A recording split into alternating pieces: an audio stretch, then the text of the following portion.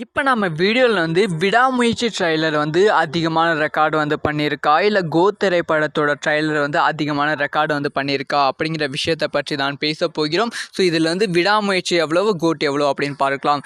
விடாமுயற்சி திரைப்படத்தோட ட்ரைலர் கரெக்டாக இன்னைக்கு ஈவினிங் 6:40க்கு ரிலீஸ் ஆச்சு. மிகப்பெரிய எதிர்பார்ப்பு ரிலீஸ் ஆன ட்ரைலர்.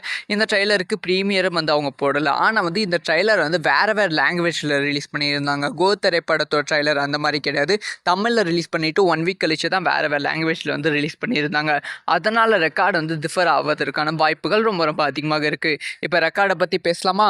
அதாவது ரிலீஸ் ஆன 5 நிமிஷத்தில் கோ திரைப்படத்தோட ட்ரைலர் கிட்டத்தட்ட 1 லட்சத்துக்கும் மேலே லைக்ஸ் வாங்கியிருந்தது.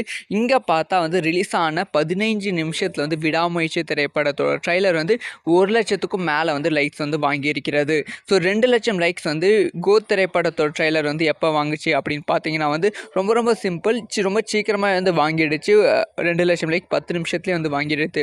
ஆனால் விடாமுயற்சி திரைப்படத்தோட ட்ரைலர் 45 நிமிஷத்தில் தான் 2 லட்சம் லைக்ஸ் வாங்கியிருந்தது. அதுக்கப்புறமா 1 மணி நேரம் ரிப்போர்ட் வச்சு பார்க்கும்போது 1 மணி நேரத்தில் கரெக்டாக கோ திரைப்படத்தோட ட்ரைலர் 5 லட்சத்துக்கும் மேலே லைக்ஸ் வாங்கியிருந்தது. ஆனால் விடாமுயற்சி திரைப்படத்தோட ட்ரைலர் வெறுமே 2,86,000 லைக்ஸ் தான் வாங்கியிருக்கு. இதில் ஒரு விஷயம் என்னென்னா, கோ திரைப்படத்தோட ட்ரைலர் தமிழில் மட்டும்தான் ரிலீஸ் பண்ணாங்க. கொஞ்ச நாளுக்கு அப்புறம் தான் மலையாளம், கன்னடம் அந்த மாதிரி வேறு லாங்குவேஜில் ரிலீஸ் பண்ணாங்க. ஆனால் விடாமுயற்சி அந்த மாதிரி கிடையாமல் எல்லா ட்ரைலரையும் ஒரே லாங்குவேஜில் ரிலீஸ் பண்ணதால் இந்த ஒரு லைக்ஸ் டிஃபர் வருவதற்கான வாய்ப்புகள்